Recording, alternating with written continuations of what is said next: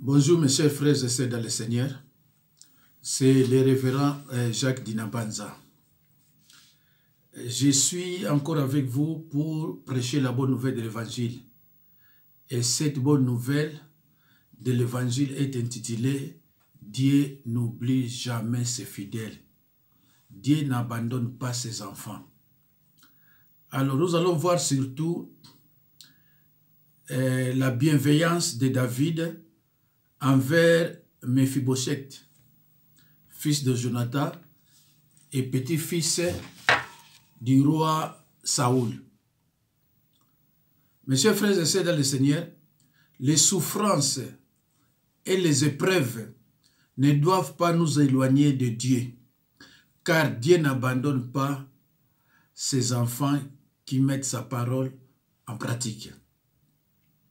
Mes chers frères et sœurs dans le Seigneur, les souffrances et les épreuves ne doivent pas nous éloigner de Dieu, car Dieu n'abandonne pas ses enfants qui mettent sa parole en pratique.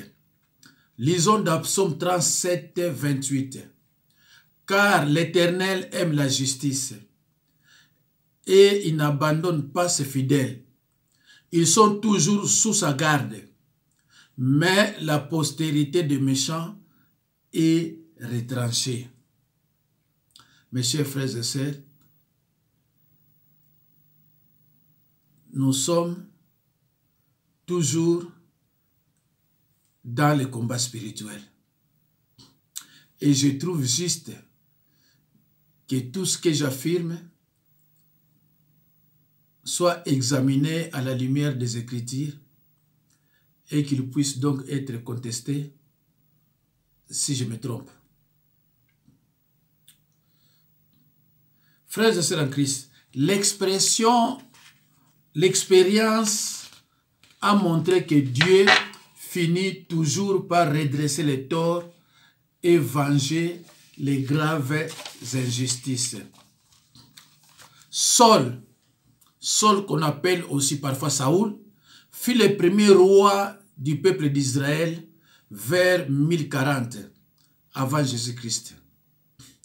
C'est Dieu qui l'avait choisi et il avait chargé le prophète Samuel de le consacrer comme roi. Le prophète Samuel verse l'huile d'onction sur la tête de Saoul. 1 Samuel 10, verset 1. Saul ne se croyait pas digne de la royauté. Il disait, je suis de la tribu de Benjamin, c'est-à-dire la plus petite des tribus d'Israël. Sans attendre la fin de son règne, Samuel, sur l'ordre de Dieu, envisagea la succession et choisit déjà la future roi. Ce fut David, le petit berger de Bethléem. Le prophète Samuel l'a discrètement oint. Et la Bible dit dans 1 Samuel 16, 12 à 13, « L'Esprit de l'Éternel saisit immédiatement David. Il devait peu à peu un remarquable chef de guerre, dont le succès se racontait partout, et Saul manifeste finalement sa jalousie. Saul parla à son fils Jonathan et à tous ses serviteurs de faire mourir David. Mais Jonathan, fils de Saul, avait une grande affection pour David, le mari de Milka, qui est la sœur de Jonathan. Bien que, mes chers frères et sœurs dans le Seigneur, David était le mari de Milka. Milka, c'était la fille de Saul. Mais Saul était jaloux de l'élévation de David. Alors, il a décidé de lui faire mourir. Mes chers frères et sœurs, il devait peu à peu remarquable chef de guerre dont le succès s'est raconté partout et Saul manifeste sa jalousie. Saul était déterminé de tuer David, son gendre. Mais Jonathan et Michal étaient tous deux mécontents de la mort de David. Ils ne voulaient pas que Saul, leur père, arrive à tuer le jeune David. Saul parla à Jonathan et à tous ses serviteurs de faire mourir David. Mais Jonathan, fils de Saul, avait une grande affection pour David, le mari de sa sœur Milka. Jonathan les rapporta donc à David et lui dit: mon père cherche à te faire mourir. Sois donc sur tes gardes. Demain matin, reste à l'abri et cache-toi. C'est ce que Jonathan a rapporté à David. Il disait: il faut faire très très attention parce que mon père est déterminé à te faire mourir. Donc demain matin, reste à l'abri et cache-toi. Saul s'est mis en route et descendit au désert de Ziph avec 3000 hommes, l'élite d'Israël, pour rechercher David au désert d'Égypte. Saul s'est mis en route, je le reprends, avec 3000 hommes pour attraper David dans le désert d'Égypte, à tel point que David, son gendre, dut s'enfuir à plusieurs reprises pour lui échapper. 1 Samuel 13, 2. Attentat de Saul contre David. David sauvé par Jonathan et par sa femme Milka. 1 Samuel 19, 1 à 12. Mes chers frères et sœurs, ni t'étais Jonathan et Milka, sa femme,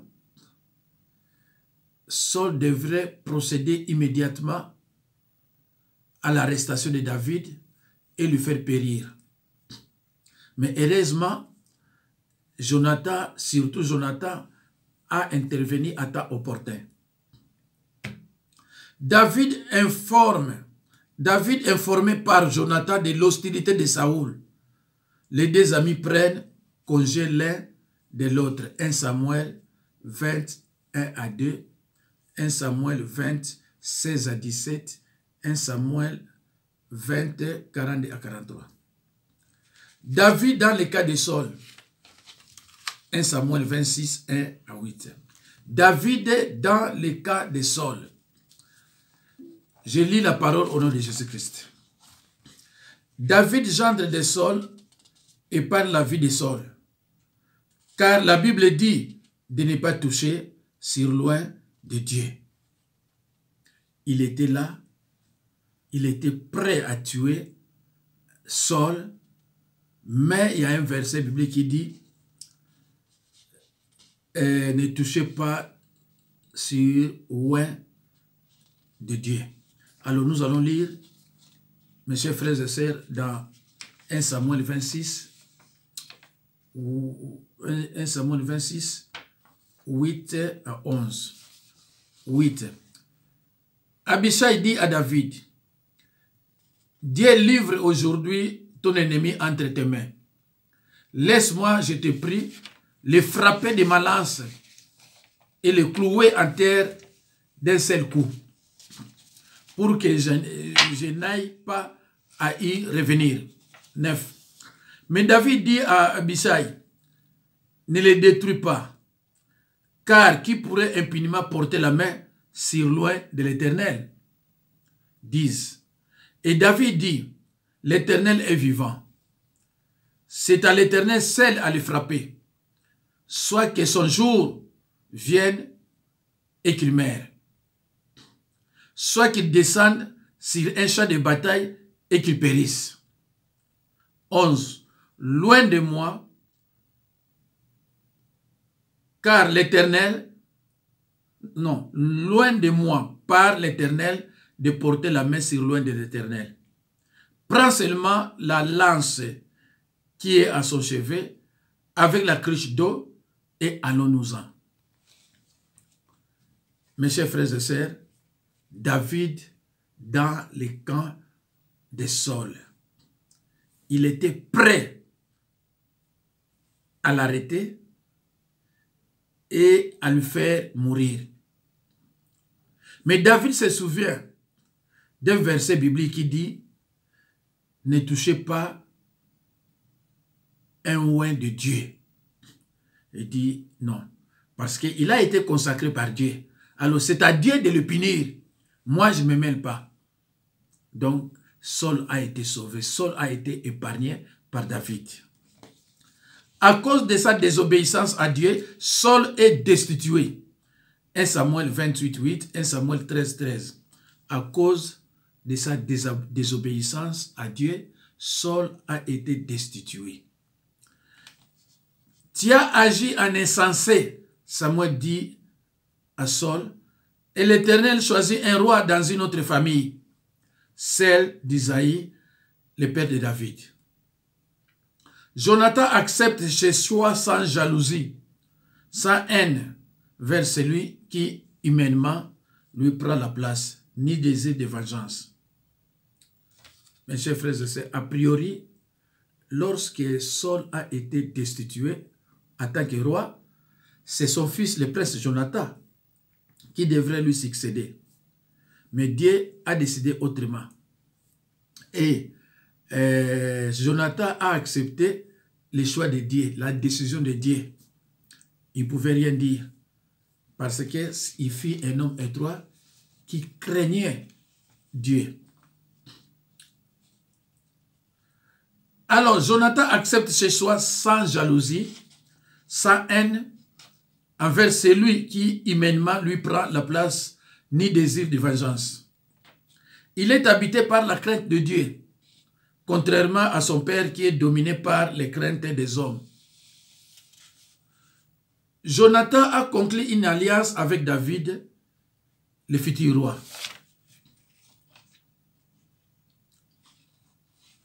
La Bible nous rapporte comment Jonathan, fils du roi Saul, et David, futur roi d'Israël, scellèrent une alliance qui va devenir un modèle. Normalement, comme je vous ai dit, Jonathan aurait dû succéder à Saul, son père, sur le trône d'Israël. Mais Dieu a décidé autrement. Et Jonathan l'a accepté sans jalousie, ni haine, ni l'esprit de vengeance. Mes chers frères et sœurs, dans le Seigneur, l'esprit du Seigneur est sur moi parce qu'il m'a oint pour annoncer une bonne nouvelle aux pauvres. Il m'a envoyé pour guérir ceux qui ont le cœur brisé, proclamer aux captifs la délivrance et aux aveugles le recouvrement de la vie. Luc 4, 18. Mes chers frères et sœurs dans le Seigneur, je trouve juste que tout ce que j'affirme soit examiné à la lumière des Écritures et qu'il puisse donc être contesté si je me trompe. Actes des Apôtres 17, 11. Alors, mes chers frères et sœurs dans le Seigneur, la bienveillance de David envers Méphibosheth, fils de Jonathan et petit-fils de Saul. Nous allons lire dans le livre de Samuel 9, 1 à 13. Ouvrez vos Bibles avec humilité. Nous allons lire dans le livre de 2 Samuel 9, 1 à 11. Je lis au nom de Jésus-Christ. 1, verset 1. David dit, reste-t-il encore quelqu'un de la maison de Saul pour que je lui fasse du bien à cause de Jonathan? 2. Il y avait un serviteur de la maison de Saul, nommé Tiba, que l'on fit venir auprès de David. le roi lui dit, es-tu Tiba? Et il répondit, ton serviteur. 3. Le roi dit, n'y a-t-il plus personne de la maison de Saul pour que j'use envers lui de la bonté? Et Tiba répondit au roi, il y a encore un fils de Jonathan perclus de pied. 4, verset 4. Le roi lui dit, où est-il? Et Tiba répondit au roi, il est dans la maison de Makir, fils d'Amiel, à Lodébar. 5. Le roi David l'envoya chercher dans la maison de Makir, fils d'Amiel, à Lodébar. 6. Et Mephibosheth, fils de Jonathan, petit-fils de Saul, vint auprès de David, tomba sur sa face et prosterna. David dit, Mephibosheth, il répondit, voici ton serviteur. Verset 7. David lui dit, ne crains point, car je vais te faire du bien à cause de Jonathan, ton père. Je te rendrai toutes les terres de Saul, ton père, et tu mangeras toujours à ma table. Je te rendrai toutes les terres de Saul, ton père, et tu mangeras toujours à ma table. 8. Il se prosterna et dit, qu'est ton serviteur pour que tu regardes un chien mort tel que moi? 9. Le roi appela Tiba, serviteur de Saul, et lui dit, je donne au fils de ton maître tout ce qui appartient à Saul et toute sa maison. 10. Tu cultiveras pour lui les terres, toi, tes fils et tes serviteurs, et tu feras les récoltes afin que les fils de ton maître aient du pain à manger. Et Mephibosheth, fils de ton maître, mangera toujours à ma table. Or, Tiba avait 15 fils et 20 serviteurs. Or, Tiba avait 15 fils et 20 serviteurs. 11. Il dit au roi, ton serviteur fera tout ce que le roi, mon seigneur, ordonne à son serviteur. Et Mephibosheth mangea à la table de David comme l'un des fils du roi. 12. Mephibosheth avait un jeune fils nommé Mika. Et tous ceux qui demeuraient dans la maison de Siba étaient serviteurs de Mephibosheth. 13. Mephibosheth habitait à Jérusalem car il mangeait toujours à la table du roi. Il était boité de 2 pieds. Mes chers frères et sœurs, on ne se moque pas de Dieu. Ce qu'un homme aura semé, il le moissonnera. En bien ou en mal. Jonathan a semé en bien. Mais pendant la guerre, il a trouvé la mort, lui et son père. Son père et sa sœur. Et l'enfant, qui avait peut-être moins de 5 ans, est resté orphelin de père. Peut-être de mère aussi. Mais, puisque son père avait semé en bien, et lorsqu'on sème en bien, même après la mort,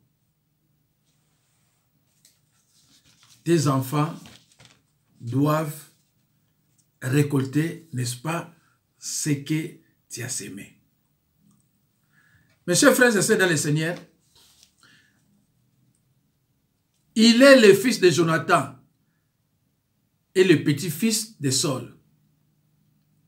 Âgé de moins de 5 ans, lorsque son père Jonathan et son grand-père, le roi Saul, trouvent la mort à la bataille du mont Gilibo.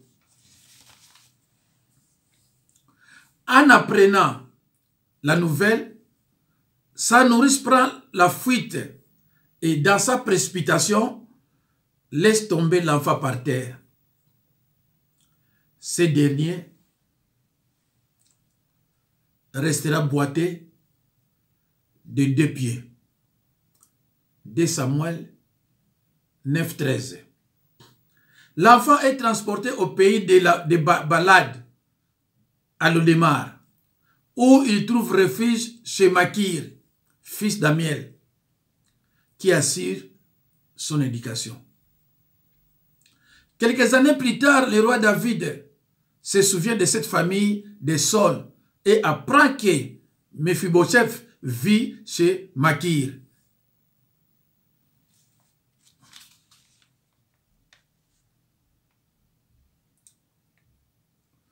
Voilà.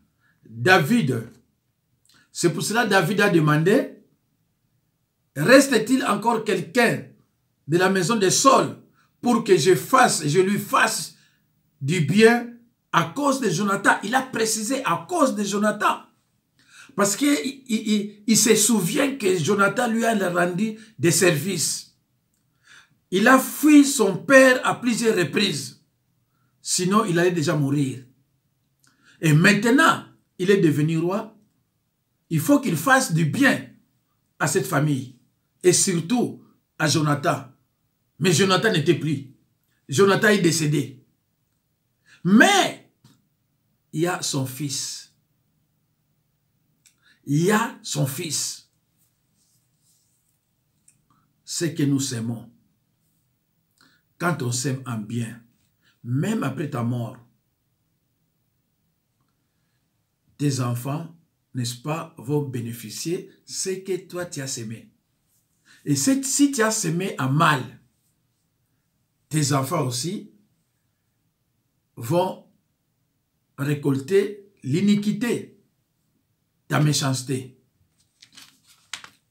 Alors, il envoie des messagers pour ramener Mephibosheth et son jeune fils Michal à Jérusalem, où ils vont vivre désormais. Il mangeait toujours à la table du roi et il était boité de 2 pieds. 2 pieds. Mes chers frères et sœurs, Dieu n'abandonne pas ses enfants. Il n'oublie jamais ses enfants, quels que soient les problèmes. Mes chers frères et sœurs dans le Seigneur, Dieu n'oublie jamais ses enfants. David, derrière les troupeaux à la forêt, même son père oublie qu'il avait un autre fils. Mais Dieu ne l'a pas oublié. 1 Samuel 22, 1 à 5. 1 Samuel 22, 1 à 5. Joseph dans la prison, après l'interprétation du rêve, après l'interprétation du songe, oublié. Mais Dieu ne l'a pas oublié. Genèse 41, 11 à 44. Sarah pensait désespérément que Dieu l'avait oublié, qu'elle n'aurait jamais d'enfant. Genèse 16, 2 à 3. 100 ans à la naissance d'Isaac. Abraham avait déjà 100 ans.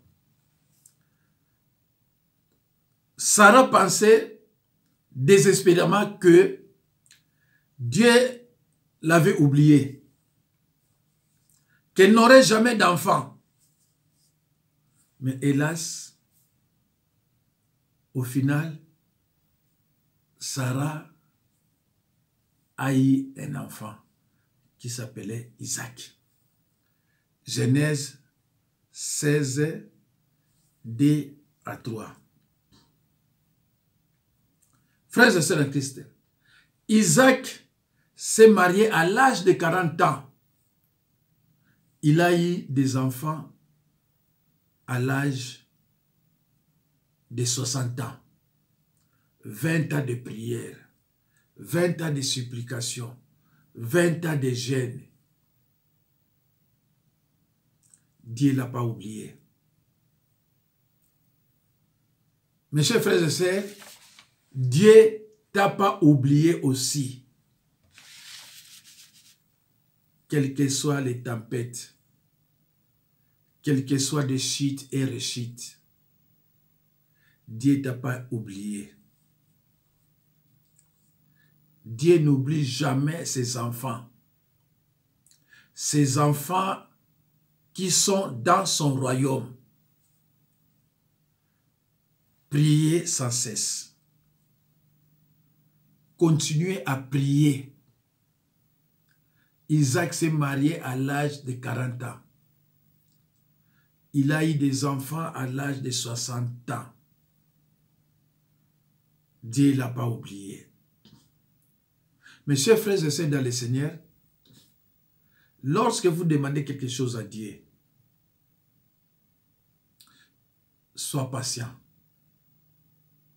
Ne l'obligez pas. Il attend tes prières. Il sait quand te répondre. Isaac s'est marié à l'âge de 40 ans. Et pour avoir des enfants, à l'âge de 60 ans, mes chers amis, mes chers frères et sœurs, 20 ans de patience,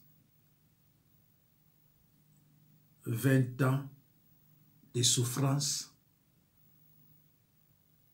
20 ans de prière, 20 ans de jeûne. Dieu ne l'a pas oublié.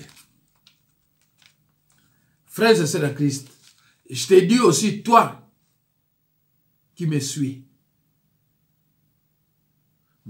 quelles que soient les intempéries, Dieu ne t'a pas oublié. Continuez à mettre la parole en pratique selon les Écritures, selon Matthieu 7, 24 à 25. Sois toujours comme quelqu'un qui a bâti sa maison sur les rocs. Quelles que soient les intempéries, cette maison ne tombera jamais parce qu'il a été bâti sur les rocs. Et Dieu n'oublie pas ses enfants. Tu es enfant de Dieu. Dieu ne t'oubliera jamais. Mes chers frères et sœurs, les Écritures enseignent que le peuple de Dieu souffrira et sera amené en captivité s'il persiste dans l'ignorance et dans le péché. Osée 4,6 dit, « Mon peuple est détruit parce qu'il lui manque la connaissance. » Mes chers frères et sœurs dans le Seigneur, ces versets bibliques ne dit pas que mon peuple est détruit parce que mon peuple est détruit à cause des sorciers et satanistes. Non. La Bible dit, mon peuple est détruit parce qu'il lui manque la connaissance. Je reprends. Les Écritures annoncent clairement que le peuple de Dieu souffrira et sera amené en captivité s'il persiste dans l'ignorance et dans le péché. Et dans Osée 4,6, la Bible nous enseigne que mon peuple est détruit parce qu'il lui manque la connaissance. Et ce verset biblique ne dit pas que mon peuple est détruit à cause des sorciers et satanistes. Non, uniquement par manque de connaissance. Mes chers frères et sœurs dans le Seigneur, un enfant de Dieu doit avoir la parole, les Écritures comme fondement dans sa vie.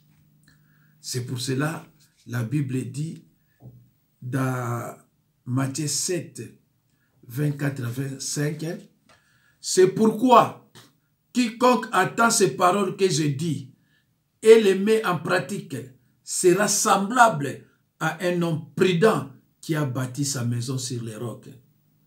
La pluie est tombée, les torrents sont venus, les vents ont soufflé et se sont jetés contre cette maison. Elle n'est point tombée parce qu'elle était fondée sur les rocs. Je vous remercie, chers amis, d'avoir accepté de suivre cette vidéo jusqu'à la fin et que Dieu vous bénisse. C'est le révérend Jacques Tinapanza. Au revoir, mes chers frères et sœurs.